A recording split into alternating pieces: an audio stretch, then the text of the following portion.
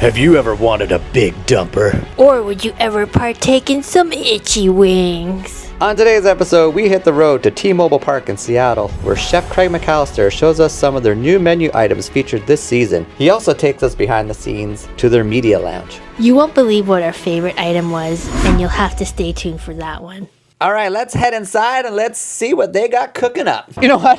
What a day to come. We all got Julio Rodriguez bobbleheads. Yeah, he's my favorite player. He's the only player I know. Yeah. Hey, so on today's episode of Two Chefs Make a Friend today is Chef Craig McAllister. Hey, Chef. Hey, thanks for joining us. This is my first season with the Mariners here in Seattle. And yeah, I'm super happy to show you some of our back of the house facilities, some of our food, and get everybody excited about coming to check out a game this season. Nice, and you said you came from another previous stadium, so you're very familiar with this style of venue. Yeah, I've been doing live sports and baseball for 15 years or so, the better part of my career. So I've F1 rodeos. Nice. I've seen Taylor Swift 16 times. I don't know if that's a badge of honor or what, but yeah. Oh, so you're on Taylor's Christmas card gift list now, right? What you're saying?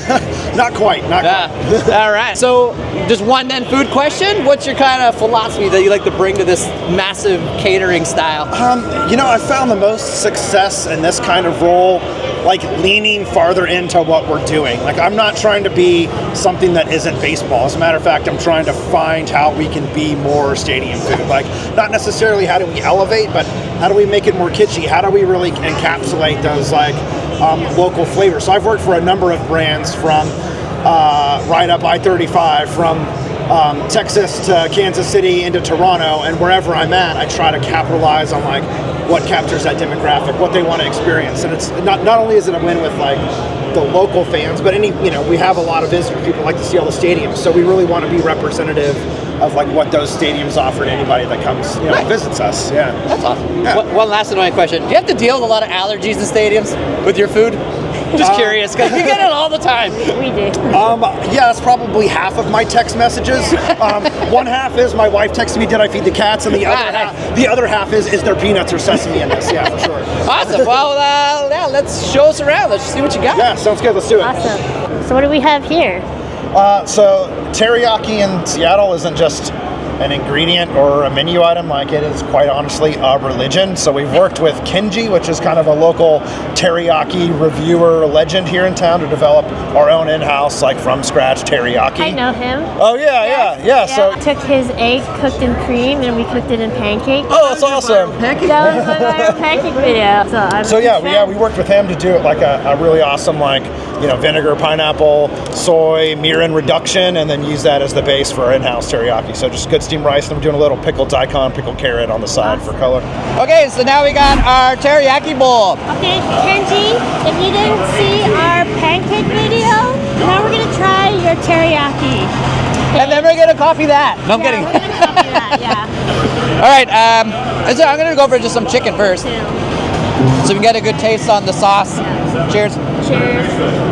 Number 25, That's a different teriyaki sauce. I've never had one like that before. It's very ginger heavy. It's sweeter too. Yeah. Very sweet. I don't think it's that sweet. I thought it was sweet. The chicken is nice and moist and tender. You got pickled daikon, pickled carrots. Get some of that. You know what? That is an excellent dish. Even if it being I'm not trying to say for stadium food, but just in general, it's a good dish. I really like the pickled veg. It really cuts the grease.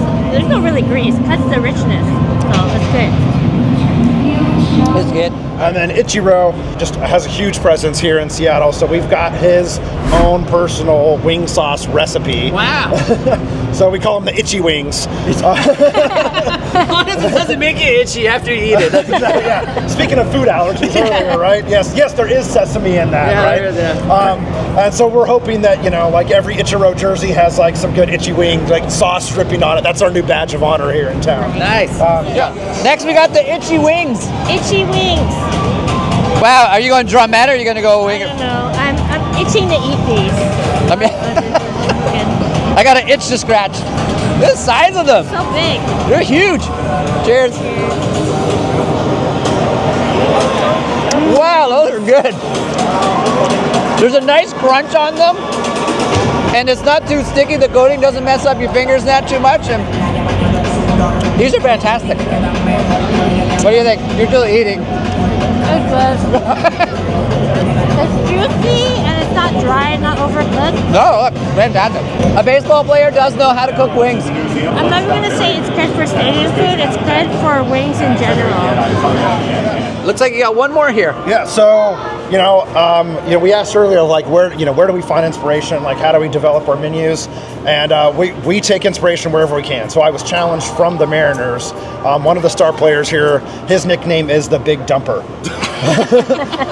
Okay, find a menu item to be inspired by that. So we came up with the Big Dumper Little Dumplings. So we sourced some really great all pork soup dumplings. We're doing them on a little hoisin, little chili sauce on the side. But a great way to just wherever we can celebrate players. Wherever we can acknowledge our team and our fans. Like that's how we got to do it. Those look really good. Yeah. Shot of dumplings. Shut it down. So we're gonna start off with the soup dumplings first. We're gonna try it plain. All right, here we go. These ones are small, is the way there should be.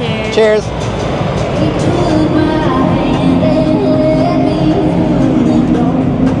Those are fantastic. A little sweeter than traditional, but good. A lot of vegetables. More gingery than usual. It's not a ginger, but you didn't have to suck the soup out of this one. I could actually put the whole thing in my mouth. You can tell they're steamed fresh, like they weren't soggy or anything. Yeah. I thought they were very good. All right, Chef, what do we got here? So one of our players is known for saying "What up, dog?" That's his entry. So what did we do? Again, we get inspiration wherever we can. So we came up with the "What up, corn dog?" Nice. So just a classic, like honey battered chicken corn dog, dipped in cheese. It's rolled in blue Takis, but you know what? However you get team color, like however you get the team brand, I'll take it. So a little Takis go a long way. Little Takis, nice. I like Takis. We like Takis, so this is going to be great. Yeah, and just by circumstance, again, it matches the team color. Kids like it. They might get a little fiery afterward. Turn your mouth blue, it's just a cool way to celebrate the team. Nice. That looks fantastic. Look at that. All right. You eat. Try it. I'm gonna try it.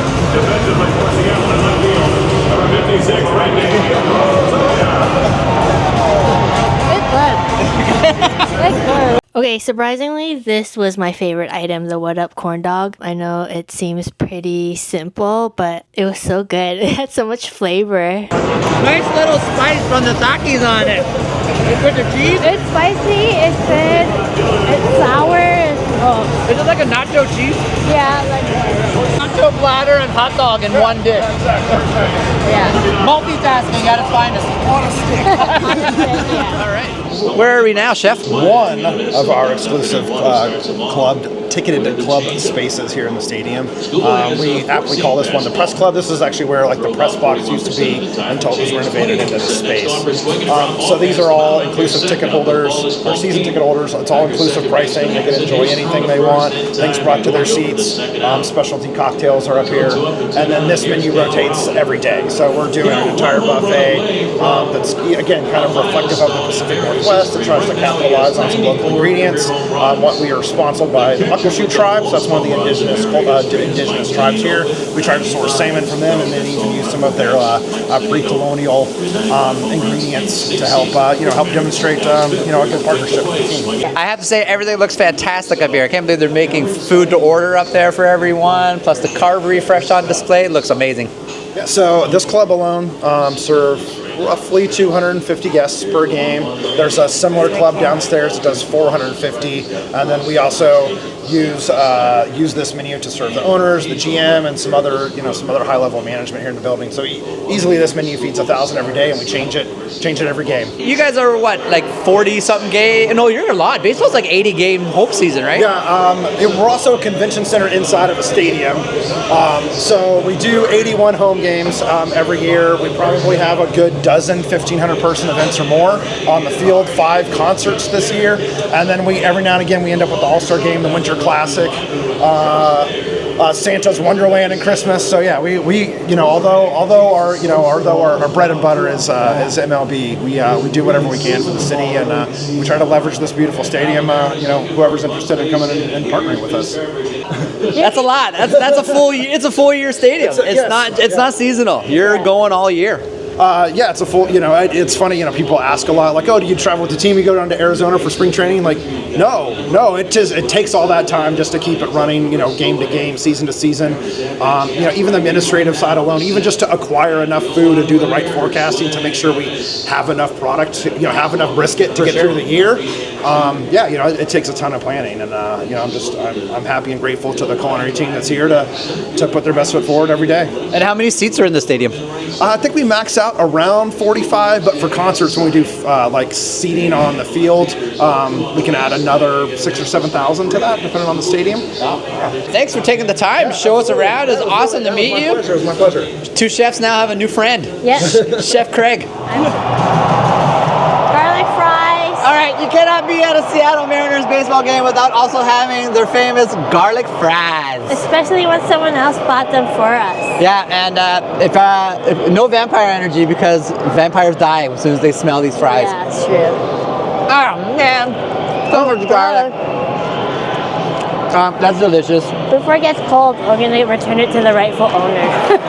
No, they're eating all that food. We need a drink to wash it all down.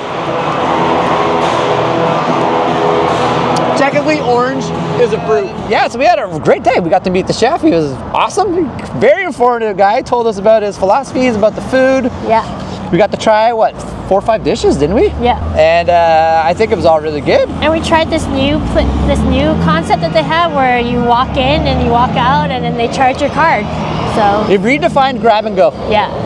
Grab and go redefined. Yeah. But I think at the end overall, it's hard to do stadium food for this many people, to keep it fresh, keep it hot, keep it delicious, and I think they did a great job.